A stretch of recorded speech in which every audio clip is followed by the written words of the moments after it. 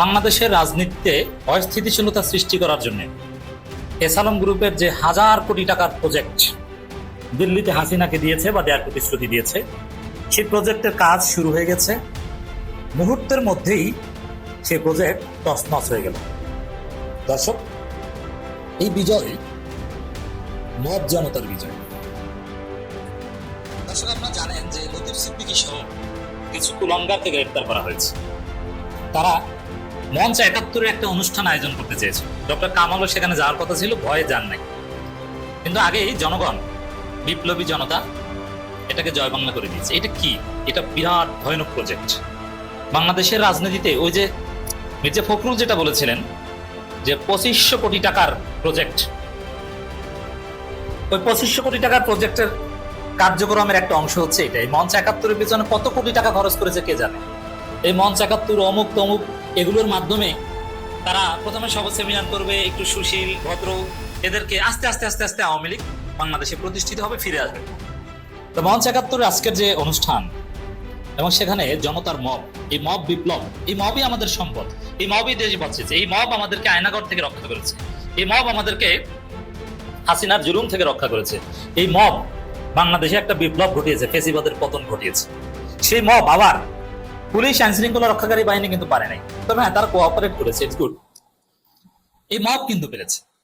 আমাদের তরুণ প্রজন্ম, আমাদের বিপ্লবী সহযোদ্ধারা সরাসরি মঞ্চ ৭১ অনুষ্ঠানে গিয়ে স্লোগান দিয়েছে, ঘেরাও দিয়েছে, গায়ে হাত দেয়নি। হ্যাঁ, আমরা সবসময় মবকে সমর্থন করি, কিন্তু কাউকে এমন ভাবে মারা সমর্থন করি না যাতে সে ইন্তেকাল করে। আপনি চড়থাপ্পড় দিতে পারেন বা তাকে পুলিশে ধরিয়ে দিতে পারেন। এই মবই হচ্ছে আসল দেশপ্রেমিক। এখানে যেটা করেছে, কাউকে কোনো চড়থাপ্পড় দিয়েছে? দেয়নি। কাউকে লাঞ্ছিত করেছে? করেনি। শান্তিপূর্ণ স্লোগান দিয়েছে। আজকে রিপোর্টার্স ইউনিটিতে এই লতিফ সিদ্দিকীদের সাথে যেটা হলো, এর চাইতে শান্তিপূর্ণ প্রতিবাদ হতে পারে না। এখানে কেউ কারো গায়ে হাত দেয়নি, একদম পিসফুল ডেমনস্ট্রেশন। এটা দেখলে আমার সেই ইউরোপ আমেরিকার ভদ্র কালচারের কথা মনে পড়ে। আপনি গালি দিবেন, উত্তেজনা দেখাবেন, কিন্তু কারো গায়ে হাত দিবেন না। ঢাকা বিশ্ববিদ্যালয় এখন যেটা চলছে, একে অপরকে রাজাকারও বলে। আসসালামু আলাইকুম দর্শক, নতুন একটি খবরে আপনাদের সবাইকে স্বাগতম। আশা করছি আপনারা ভিডিওর শুরুটা দেখেই বুঝতে পেরেছেন আজকের নিউজটা ঠিক কতটা গুরুত্বপূর্ণ হতে চলেছে এবং ঠিক কোন দিকটাকে ইঙ্গিত করছে। তাই বলবো দর্শক, যারা ভিডিওটি দেখতে শুরু করেছেন তারা অবশ্যই নিউজটি না টেনে সম্পূর্ণ মনোযোগ সহকারে দেখবেন, তাহলে এই বিষয় সম্পর্কে আসল তথ্যগুলো জানতে বা বুঝতে পারবেন। তো প্রিয় দর্শক, আমি আর কথা বাড়াবো না। ভিডিওর শুরুতে আপনাদের যেই ভিডিওগুলোর অংশবিশেষ দেখিয়ে শুরু করেছিলাম, সেই ভিডিওগুলোর বিস্তারিত আলোচনা দেখব। তবে তার আগে অনুরোধ, যারা এখনো চ্যানেলটি সাবস্ক্রাইব করেননি সকলে চ্যানেলটি সাবস্ক্রাইব করে পাশে থাকা বেল আইকন বাজিয়ে দিন, আর যারা ইতিমধ্যে সাবস্ক্রাইব করে রেখেছেন তাদেরকে অসংখ্য ধন্যবাদ। প্রিয় দর্শক, চলুন একটি লাইক দিয়ে আমরা ধারাবাহিকভাবে সবগুলো ভিডিওর বিস্তারিত আলোচনা দেখে আসি। নানান কটূক্তি করে, কেউ কাউকে শাহবাগী বলে, রাস্তার এক পাশে অমুক দল স্লোগান দেয়, তাদের ঠিক উল্টো প্রতিপক্ষ দল রাস্তার আরেক পাশে, যেটা হাসিনার আমলে অকল্পনীয় ছিল। হাসিনার আমলে এই ধরনের দৃশ্য মানে মারামারি করে কয়েকজনের লাশ পড়া, কিন্তু না, এগুলো হয় কিন্তু কারো গায়ে কেউ হাত দেয় না। স্লোগানে স্লোগানে, কথায় কথায়, চোখে চোখে রাজনীতি হয়। রিপোর্টার্স ইউনিটিতে যে মবটা হয়েছে, আমি মব বলতে স্বাচ্ছন্দ্য বোধ করবো, একদম পিসফুল। লতিফ সিদ্দিকীর গায়ে কোনো হাত দিয়েছে না? অন্য ঢাকা বিশ্ববিদ্যালয়ের শিক্ষক ছিল, আরো কিছু বাটপার ছিল, কারো গায়ে হাত দিয়েছে? দেয়নি। চমৎকার ভাবে এসালম গ্রুপের টাকায় যে হাজার কোটি টাকার যে প্রজেক্ট আওয়ামী লীগকে ফিরিয়ে আনার, সেগুলো জয় বাংলা করে দেওয়া হলো। দর্শক, যদি বাংলাদেশকে বাঁচাতে চান, ফেসিবাদ আবার ফিরে না আসো এটা যদি চান, আওয়ামী লীগের পুনরুত্থান যদি না চান, তাহলে আপনাকে ফ্রাঙ্কলি বলি, কেউ মিসইন্টারপ্রিট করবেন না, ভুল বুঝবেন না, আপনাকে সবার আগে মুক্তিযোদ্ধা পেটানো শিখতে হবে। কারণ এই মুক্তিযোদ্ধাদের উপর ভিত্তি করে আবার ফেসিবাদ এবং আওয়ামী লীগ ফিরে আসার চেষ্টা করছে। ওই যে দেখেন না, মুক্তিযোদ্ধা মানে সম্মানিত, একটু ভুল বলেছে তাতে কি না, মুক্তিযোদ্ধাকে আগে পিটাতে হবে। আমি মুক্তিযোদ্ধা বলতে প্রকৃত বীর মুক্তিযোদ্ধাদের বলছি না, তারা আমাদের মাথার তাজ, সম্মানের পাত্র, আমরা তাদের রেসপেক্ট করি। মুক্তিযোদ্ধাদের আমরা জাতির শ্রেষ্ঠ সন্তান মনে করি, আমরা স্যালিউট দিই, তাদের কাছ থেকে সেই বীরত্বগাথা গল্প শুনি, এনলাইটেন হই। কিন্তু মুক্তিযুদ্ধের নামে মুক্তিযোদ্ধা সেজে যারা আকাম করে, ফজুবাগলার মতো, জেদাই খান পান্নার মতো, ডক্টর কামালের মতো, ওবায়দুল কাদেরের মতো, আসাদুজ্জামান খান কামালের মতো, এই ধরনের মুক্তিযোদ্ধাদের পেটানো শিখতে হবে। এখন আপনি যদি মনে করেন যে বাংলাদেশে আসাদুজ্জামান খান কামাল এসেছে, সাবেক স্বরাষ্ট্রমন্ত্রী ওবায়দুল কাদের এসেছে, থাক এরা তো বীর মুক্তিযোদ্ধা, থাক এদেরকে একটু সম্মান দেই না নাকি? আবার মুরব্বী বীর মুক্তিযোদ্ধা, কত অবদান, এটা দিবেন না? আপনার কি করতে হবে? ওবায়দুল কাদের, আসাদুজ্জামান খান কামাল এদের সাথে 5 আগস্ট কি আচরণ করেছেন, ওই আচরণ করতে হবে। এই জন্য মুক্তিযোদ্ধা জেদাই খান পান্না, মুক্তিযোদ্ধা ডক্টর কামাল, মুক্তিযোদ্ধা লতিফ সিদ্দিকী, এই মুক্তিযোদ্ধা ফজলুল করিম, এই টাইপের কিছু মুক্তিযোদ্ধাকে যদি আপনি না পিটাতে পারেন, জেলে না করতে পারেন, হজম করতে না পারেন, তাহলে বাংলাদেশে এরা এসালমের 1000 কোটি টাকায় ভয়ানক অস্থিরতা তৈরি করবে। এদের হাত ধরেই সে অস্থিরতা শুরু হবে। এই জন্য এদেরকে আগে ধরতে হবে। এই 3 বাটপাকে, জেদাই খান পান্না, লতিফ সিদ্দিকী, ফজলুল পাগলা, এদেরকে হজম করা শিখতে হবে। বাংলাদেশে আমাদের দ্বিতীয় বিপ্লব হওয়ার পর অনেক বড় বড় ষড়যন্ত্র হয়েছে, অনেক কিছুই ওভারকাম হয়েছে। ডক্টর ইউনূস বেশ কিছু বিরাট প্রজেক্ট হজম করতে পেরেছে, যেমন চিন্ময় দাসকে হজম করতে অনেক কষ্ট হয়েছে, এমনকি এক তরুণ আইনজীবীকেও হত্যা করেছে, আপনার চিন্তা করেন। কিন্তু সে চিন্ময় দাস কিন্তু আর মুক্তি পায়নি। ভারত কত চেষ্টা করেছে, কত বিবৃতি লাভ হয়েছে, চিন্ময় দাস একদম জয় বাংলা। এই ইসকন, চিন্ময় দাস ইসকনের পক্ষে বিএনপি তারা দাঁড়িয়েছিল, ফরহাদ মাজার বিবৃতি দিয়েছিল, এমনকি ইসকন এই চিন্ময় দাসের বিরুদ্ধে যে মামলা করেছিল সেই লোক বিএনপি থেকে বহিষ্কার হয়েছে। তার মানে বিএনপি ওই চিন্ময় দাসের পক্ষে ছিল, ইসকনের পক্ষে। ইসকন সাহেবরা দেখেছেন না কি প্রচারণা চালিয়েছিল? কিন্তু না, এইসব সব প্রচারণা, বিএনপির মতামত, এগুলো উপেক্ষা করে ডক্টর ইউনূস সরকার চিন্ময় দাসকে কিন্তু হজম করতে পেরেছে, একদম খেয়ে দিয়েছে, সাহস করতে পেরেছে। ভারতের রক্তচুকু উপেক্ষা করে, বাংলাদেশের অনেক শক্তিশালী গ্রুপের রক্তচুকু উপেক্ষা করে এটা পেরেছে, যার ফলে বাংলাদেশ একটা ভয়ানক অস্থিতিশীলতা থেকে রক্ষা পেয়েছে। এখন আবার আরেক চিন্ময় দাসটা নেমেছে, সে হচ্ছে লতিফ সিদ্দিকী। এই প্রজন্ম 71, মঞ্চ 71-এর নামে জেদাই খান পান্নাকে গ্রেফতার করেন, ফজলুল পাগলাকে ধরেন এবং লতিফ সিদ্দিকী ধরবেন। এরকম মুক্তিযোদ্ধা বাটপার যেগুলো আছে, সব মুক্তিযোদ্ধা বাটপার ঠান্ডা হয়ে যাবে। বাংলাদেশ হবে প্রকৃত মুক্তিযোদ্ধাদের দেশ। কাদের সিদ্দিকী কিংবা লতিফ সিদ্দিকী কিংবা আসাদুজ্জামান খান কামাল কিংবা ওবায়দুল কাদের কিংবা হাসিনা মার্কা মুক্তিযোদ্ধাদের জনগণ দুষবে না। এই জন্য আমাদেরকে রুখে দাঁড়াতে হবে। দর্শক, মুক্তিযোদ্ধাদের নতুন প্ল্যাটফর্ম মঞ্চ 71, এটার পিছনে এসালমের শত শত কোটি টাকা আছে। শেখ হাসিনার নির্দেশে এই প্রোগ্রাম হয়েছে। মঞ্চ 71 আয়োজিত অনুষ্ঠান ঘিরে ব্যাপক উত্তেজনা তৈরি হয়। পরিস্থিতি সামাল দিতে সাবেক মন্ত্রী লতিফ সিদ্দিকী সহ বেশ কয়েকজনকে আটক করেছে পুলিশ। তাদের মধ্যে আওয়ামী লীগের একাধিক নেতাও রয়েছেন বলে জানা গেছে। এই তো বলছেন যে আওয়ামী লীগ নেতারা, আরে ভাই এটা তো এসালমের টাকায় আওয়ামী লীগের প্রোগ্রাম। এজন্য এই মঞ্চ 71-এর পক্ষে যারাই মায়গান না, এমনকি সাংবাদিক মাসুদ কামালকে দেখলাম সাথে সাথে এর পক্ষে দাঁড়িয়ে গেছে। না, এদেরকে যদি আপনি না পেটাতে পারেন, এদের বিরুদ্ধে যদি মত করতে না পারেন, তাহলে বাংলাদেশের বিপ্লব টিকবে না। এজন্য এই মঞ্চ 71-এ থাকে কারা? আওয়ামী লীগ, জেদাই খান পান্নারা। এই জেদাই খান পান্না কোর্টে যায় না, এই ফজলুল পাগলারা কোর্টে যায় না, ওদেরকে ধরুন রাস্তাঘাটে, এদেরকে জয় বাংলা করে দেন, রাজনীতি ঠান্ডা হয়ে যাবে, আওয়ামী লীগ ফিরে আসার রাস্তা বন্ধ হয়ে যাবে। নইলে এদের পেছনে 1000 কোটি টাকা ইনভেস্ট করার মতো লোকের অভাব নেই। এই চ্যালেঞ্জ করছে, টাকার মাধ্যমে অনেক কিছু করতে পারবে না, তবে এদেরকে সোজাভাবে দাঁড়াতেই দেওয়া যাবে না, একদম অঙ্কুরে এদেরকে ধ্বংস করতে হবে। মনে রাখতে হবে, জনগণ ঘোষণা করছে এই মঞ্চ 71 এটা আওয়ামী লীগের দোসর, আওয়ামী লীগ পুনর্বাসনের প্ল্যাটফর্ম, এটা বাংলাদেশে নিষিদ্ধ। অতএব মুক্তিযোদ্ধা নামে আসুক আর যে নামে আসুক, এদেরকে পিটিয়ে যে কোনো প্রোগ্রাম থেকে একদম বের করে দিতে হবে। পুলিশ সময় মতো যদি গ্রেফতার করে, তাহলে আর জনগণে যাওয়া লাগবে না। আর পুলিশ যেখানে ব্যর্থ হবে, সেখানে জনগণ যে তাদেরকে ধরবে। একটা অসাধারণ ঘটনা ঘটেছে বাংলাদেশে। আসসালামু আলাইকুম। আপনারা জানেন যে 71 মঞ্চের একটা অনুষ্ঠান থেকে লতিফ সিদ্দিকী সাহেব, কার্জন সাহেব, আমাদের ঢাকা ইউনিভার্সিটির প্রফেসর হাফিজুর রহমান কার্জন সাহেব সহ 16 জন বা 18 জন বা 15 জন এক এক পত্রিকা এক এক ধরনের কথা বলছেন, এরকম অ্যারেস্ট করা হয়েছে। তার মধ্যে আমাদের সেই কন্টেন্ট ক্রিয়েটর মানচিত্র নাম যেটা চালায় মঞ্জুরুল আলম পান্নাও অ্যারেস্ট হয়েছেন, এমন একটা কথা আমরা শুনছি বাজারে। পান্না সাহেব যে অ্যারেস্ট হয়েছেন সেই খবরটা কনফার্ম, বিকজ আমি তার চ্যানেলে গিয়ে দেখলাম উনি আজকে সারাদিন কোনো ভিডিও দেননি। যেহেতু এই ভদ্রলোক প্রতিদিন 4টা 5টা 6টা করে ভিডিও দেন, আজকে যেহেতু দেননি, তার মানে উনিও অ্যারেস্টেড হয়েছেন। তো মঞ্জুরুল আলম পান্না অ্যারেস্ট হয়েছেন দেখে অনেক কমেন্ট যারা করেন, তারা বিভিন্ন ধরনের কমেন্ট করছেন যে এটা সরকার মঞ্জুরুল আলম পান্নাকে অ্যারেস্ট করেছে, কারণ মঞ্জুরুল আলম পান্না সাহেব সদা সত্য কথা বলেন, উনি কখনো মিথ্যে কথা বলেন না, উনি সরকারের বিরুদ্ধাচরণ করেছেন বলেই ওনাকে অ্যারেস্ট করা হয়েছে। আমি আপনাদের একটা কথা বুঝাই ভাই, সরকার যদি মঞ্জুরুল আলম পান্নাকে ওই কন্টেন্ট বানানোর ব্যাপারে অ্যারেস্ট করতো, তাহলে অনেক আগেই করতো। আমি আপনাদের বহুবার বলছি যে মঞ্জুরুল আলম পাল্লাকে কখনো সরকার অ্যারেস্ট করবে না। তাহলে এখন আপনি প্রশ্ন করতেই পারেন আজকে কেন করলো? আজকে করলো এই জন্য যে উনি নিজে সেই রাস্তা তৈরি করে দিচ্ছেন। বাংলায় একটা কথা আছে, রাখে আল্লাহ মানে কে। এই মঞ্জুরুল আলম পাল্লা এতদিন তো কম কথা বলেন এই সরকার সম্পর্কে। আল্লাহ তারা রাখছে, কে মারবে? ইনি সরকার পারছে তারা অ্যারেস্ট করতে পারে নাই, সেই সুযোগ আজকে উনি নিজেই করে দিচ্ছেন। উনি আজকে ৭১ মঞ্চে গেছেন। এই ৭১ মঞ্চে যাওয়াতে তো এর কোনো অপরাধ না আমি মনে করি, বা কেউ বলবেন না মুক্তিযোদ্ধাদের আমরা সম্মান করি, মুক্তিযুদ্ধ ব্যতীত বাংলাদেশ স্বাধীন হতো না। যারা বলেন যে এই যে ২৪-এর আন্দোলন মুক্তিযুদ্ধকে পদদলিত করবার জন্য বা মুছে নেবার জন্য একটা গ্রুপ লেগেছে, এগুলো সব বাজে কথা। ৭১কে অস্বীকার করতে পারবে না কেউই, ৭১-৭১-এর জায়গায় আছে।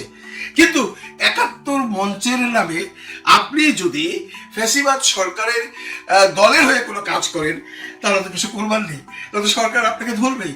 দেখুন এখানে যাদেরকে ধরা হয়েছে পুলিশ বলছে যে তাদের ডিভাইসে, তাদের মোবাইল টেলিফোনে বিভিন্ন রকম ইনফরমেশন পাওয়া গেছে যে তারা রাষ্ট্রবিরোধী কার্যকলাপে লিপ্ত।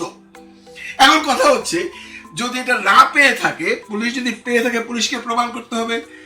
আবার আমার মোবাইলে তো কোনো একটা পুলিশ কিছু ঢুকিয়ে দিতে পারবে না। মোবাইল এমন একটা ডিভাইস যেখানে আপনি মিথ্যাকে সত্য বলে প্রমাণিত করতে পারবেন না। আমি যদি আপনাকে কল দেই, আপনি তো বলেন না আপনি করেন নাই, হবে না, কল থাকবে ওখানটায়। তো এদের টেলিফোনে যদি কোনো রকম রাষ্ট্রবিরোধী কোনো কর্মকাণ্ডের মেসেজ বা কোনো রকম ইনফরমেশন থেকে থাকে সেটাও তো বুঝতে পারবে না, কিন্তু সেটা পুলিশ ওখানে ঢোকাতে পারবে না। কাজেই যদি এটা না থেকে থাকে তাহলে আদালত থেকে তারা জামিন পেয়ে যাবে। আমার প্রশ্ন হচ্ছে যারা বারবারই বলছে, আমি কমেন্টসে গিয়ে দেখি সরকার অন্যায় করছে, পাল্লা সাহেব এত ভালো ভালো কথা বলেন, সরকারের বিরুদ্ধে কথা বলেন, পাল্লা সাহেব সত্য কথা বলেন, এই জন্য সরকার জিদের বশীভূত হইয়া তাকে অ্যারেস্ট করছে। এটা সর্বৈব মিথ্যা। এই জন্য যদি অ্যারেস্ট করতো বহুত আগেই করতো। পাল্লা সাহেব গেল কেন? হ্যাঁ বলতে পারেন উনি মুক্তিযোদ্ধা, উনি ৭১ মঞ্চে গেছেন। তাহলে আমি যদি প্রশ্ন করি, এই যে ডাকটা দিছে জনাব পাল্লা সাহেব, সেটা হলো আরেক পাল্লা, জেনেশ পাল্লা। উনি অত্যন্ত শ্রদ্ধেয় ব্যক্তিত্ব বাংলাদেশের, উনি একজন বিজ্ঞ আইনজ্ঞ এবং উনি মুক্তিযুদ্ধের পক্ষের মানুষ। আমরা তাকে শ্রদ্ধা করি মুক্তিযোদ্ধা হিসাবে, কিন্তু উনি তো শেখ হাসিনার মামলাতে নিজে স্বপ্রণোদিত হয়ে মামলা করতে চেয়েছিলেন, হাসিনার পক্ষে দাঁড়াতে চেয়েছিলেন, কিন্তু সে আদালত পারমিশন দেয়নি। তাতে একটা জিনিস প্রমাণিত হয় যে উনি শেখ হাসিনার পক্ষের মানুষ। মুক্তিযুদ্ধ এবং শেখ হাসিনা এগুলোকে আলাদা করতে হবে আমাদের। উনি যদি এমন কিছু হয়ে থাকে যে উনার মোবাইলে কোনো রকম ডিভাইসে কিছু যদি পায়, উনি তো ছাড়া পাবেন না। এখন প্রশ্ন আসছে, উনি তো দাওয়াতটা দিয়েছেন, লতিফ সিদ্দিকী সাহেবের মুখে বলতে শুনেছি, উনি বলছেন যে ওনাকে দাওয়াত দিয়েছেন পান্না সাহেব। পান্না সাহেব আইলো না কেন? কারণটা কি? এখন তো অনেকেই বলতেছে এবং লতিফ সিদ্দিকীর ফ্যামিলিও বলতেছে তাকে ফাঁসানো হয়েছে। প্রশ্ন কিন্তু থাইকা যায় বন্ধুরা, আপনি আমাকে দাওয়াত দিলেন বাড়িতে খাইবার লাগিয়া, আমি গেলাম আপনার বাড়িতে নাই, দরজাই খুললেন না, ঘটনাটা এরকম হইল না? পান্না সাহেব আয়োজন করছে, পান্না সাহেব মোবাইল ফোনে সবাইকে দাওয়াত দিছে, পান্না সাহেবই আসেন নাই। তার মানে লতিফ সিদ্দিকীর ফ্যামিলি যেটা বলছে এটা কি সত্য? এদেরকে ফাঁসানোর জন্য পান্না সাহেব এটা করছেন? নাকি এমনও তো হইতে পারে পান্না সাহেব রওনা হয়েছিল বাড়ি থেকে, রাস্তায় চাপের জন্য আটকা গেছে, পরে সে শুনছে এখানে ঘটনা খারাপ, উনি ব্যাক করছে, বা উনি হয়তো এমন কোনো থ্রেট পাইছে আগে যে গেলে এখানে অ্যারেস্ট হবেন, এটাও হইতে পারে। দেখেন কামাল সাহেব, শ্রদ্ধেয় কামাল সাহেবকে জিজ্ঞাসা করা হয়েছিল, উনি স্টেট বলছেন আমি এই ব্যাপারে কিছু জানি না, অথচ তিনি প্রধান অতিথি। এই যে ব্যাপারগুলো ঘটতেছে দেশে, এগুলো নিয়ে আপনাদের ভাবতে হবে। আমরা কদিন আগে শুনলাম এসএলএম সাহেব ২৫০০ কোটি টাকা দিয়ে দিছে শেখ হাসিনার ফান্ডে দেশে এই সন্ত্রাস করবার জন্য। শোনা কথা, পত্রপত্রিকা এসছে, সবাই শুনেছেন সেটা। আরো প্রয়োজনে আরো ২৫০০ কোটি টাকা দিবেন। তো এই যে টাকাগুলো কে পাচ্ছে? যদি টাকাগুলো দিয়ে থাকে কে পাচ্ছে? আমি পাচ্ছি। আমি তো হাসিনার বিরুদ্ধেও কথা বলি না, হাসিনার ফরে কথা বলি না, আমাকে কেন দেবে? টাকাগুলো যদি দেয় তাহলে তাদেরকেই দিবে যারা ফরে কথা বলেন। তো যারা ফরে কথা বলেন তাদের কাছে যদি প্রমাণাদি পায় তাহলে পুলিশ তো অ্যারেস্ট করবেই। আর যদি প্রমাণাদি না থাকে, পুলিশ তো আগেই বললাম কোন রকম প্রমাণাদি ভাই ঢুকাই দিতে পারবো না ডিভাইসে। তাদের কাছে যদি প্রমাণাদি পায়, আদালত, বিজ্ঞ আদালত যদি পায়, তাহলে সাজা হবে। এখানে আমরা যেভাবেই বলি যে পান্না সাহেবকে শত্রুতামূলক ভাবে ধরছে, শত্রুতামূলক ভাবে এখন পর্যন্ত বাংলাদেশের এই সরকার কাউকে ধরে নাই। প্রত্যেকটার পিছনে একটা রিজন আছে। আমি যদি লতিফ সিদ্দিকী সাহেবের কথা বলি, লতিফ সিদ্দিকী সাহেব এই আন্দোলনের সময় অত্যন্ত সোচ্চার ছিলেন। আমি বিভিন্ন সময় তার খবর পেয়েছি, কারণ উনি তো অলরেডি 15 পর থেকে আওয়ামী লীগে নাই। এবং তাকে ওখানে পেয়ে তাকে সেই পুরনো কথা, উনি যে হজ দিয়ে কটূক্তি করেছিলেন সেটা নিয়েও সেখানে কথা উঠছে, গমের ছেলেমেয়েরা বলছে। ওদের সে রাগ এবং ক্ষোভ থেকে বলছে এগুলো তো আর ধোপে টিকবে না। লতিফ সিদ্দিকী সাহেবের কাছে ডিভাইসে যদি কোনো রকম কোনো কিছু না পায় আদালত, কিচ্ছু হবে না, পেলে তোমায় মামলা হবেই। সুতরাং আমি যে কারণে কন্টেন্টটা বানাচ্ছি, যারা পাল্লা সাহেবের ফরে কথা বলতেছেন, ঘন ঘন ইন্টারভিউ দিতেছেন, ঘন ঘন ভাবে টেক্সট করতেছেন, মেসেজ দিতেছেন, এই সরকার ফেসিবাদ সরকারের আরেকটা রূপ, এটা কিন্তু আপনাদের অস্বীকার করলে চলবে না। এই সরকার যদি সেরকম ফেসিবাদ হইতো তাহলে পাল্লা সাহেবকে অনেক আগে অ্যারেস্ট করতো। এরকম আরো অনেকেই তো বলছেন, অনেকেই তো অনেক ধরনের কথা বলছেন। আপনারা বলতে পারেন সেই যে আমাদের কলিমুল্লাহ স্যার, ওনাকে অ্যারেস্ট করছেন, এখন বলেন উনিও কথা বলেন বলে অ্যারেস্ট করছেন না, ওনার বিরুদ্ধে মামলা আছে। পাল্লা সাহেবের বিরুদ্ধে এই পর্যন্ত কোনো মামলা নাই। যদি যেটা সরকার বা পুলিশ বলছে, সরকার বলেনি, পুলিশ বলছে তাদের ডিভাইসে বিভিন্ন রকম সন্ত্রাস বিরোধী কর্মকাণ্ডের আলামত তারা পাইছে। পুলিশ তো মুখে বললেই হবে না, মুখে বলে কতক্ষণ রাখতে পারবে? আদালতে সেটা প্রমাণ করতে হবে। পুলিশের কাছে প্রমাণ না থাকলে পুলিশ এটা করে না, তাহলে অনেক আগেই করতো। এরকম অনেকেই দেশে থেকে অনেকেই এই সরকারের বিরুদ্ধে অনেক ধরনের কথা বলতেছেন, কাউকে তো সরকার ডিস্টার্ব করে না। তো পাল্লা সাহেবের যেটা উচিত ছিল, ওনার জানা উচিত ছিল আগে, এটা কি আসলে 71-এর মঞ্চ নাকি এটা ফেসিবাদের মঞ্চ। এখন যদি উনি ডিভাইসে কিছু পায়, তার মানে বোঝা গেল সেই আসালামের টাকার থেকে তারও টাকা আছে। কাজে আপনি আমি কেন বারে বারে কমেন্টস করে বলতেছি যে পাল্লা সাহেবকে ছেড়ে দেওয়া হোক, অমুককে ছেড়ে দেওয়া হোক। আমি কার্জন সাহেবের ব্যাপারে কোনো কথা বলতে রাজি না, আমি লতিফ সিদ্দিকী সাহেবের সম্বন্ধে কোনো কথা বলতে রাজি না। আমি পাল্লা সাহেব সম্পর্কে এই কন্টেন্টটা বানালাম এই জন্য যে উনি আমাদের ইউটিউবে কাজ করেন, আমরা অনেক সময় তাকে গালবন্ধ করি, উনি অনেক ধরনের কথা বলেছেন, সেগুলো অন্য জিনিস, আমরা কখনোই চাই না। এবং এখন আমি দ্ব্যর্থহীন ভাষায় বলছি, অন্যায় ভাবে যদি পাল্লা সাহেবকে অ্যারেস্ট করে থাকে সরকার, যদি কোনো প্রমাণ না পায়, তাকে অবিলম্বে মুক্তি দেওয়া হোক। এই অবিলম্বে মুক্তি দেওয়ার ব্যাপারে লতিফ সিদ্দিকী সাহেব বা কার্জন সাহেব সম্পর্কে কোনো দল বা কোনো ব্যক্তি এখন পর্যন্ত কোনো বয়ান দেয়নি। একমাত্র সিপিবি বলেছে, আর কেউ কিছু বলেনি। এখন আমাদের বলাতে সরকার কাউকে অ্যারেস্টও করবে না, আমাদের বলাতে সরকার কাউকে ছেড়েও দিবে না। আইন তার নিজস্ব গতিতে চলবে। আমি পাল্লা সাহেবকে শুধু একটা কথাই বলবো, আপনি এত কিছু করেছেন, আপনাকে এতদিন আল্লাহ তাআলা নিজের হেফাজতে রেখেছিলেন। ওই যে বললাম রাখে আল্লাহ মালেকে, এখন আপনি এমন একটা জায়গায় ফেসে গেছেন, যদি এগুলো পাওয়া যায় তাহলে ভাই অত্যন্ত বিপদ সামলে। সুতরাং যদি আপনি এই সমস্ত ব্যাপারে জড়িত না থাকেন, আমি দ্ব্যর্থহীন ভাষায় বলছি এবং আমি আশা করছি আপনি খুব তাড়াতাড়ি চলে আসবেন, হয়তো আজকালের মধ্যেই চলে আসবেন, আমরা সেটাই চাই।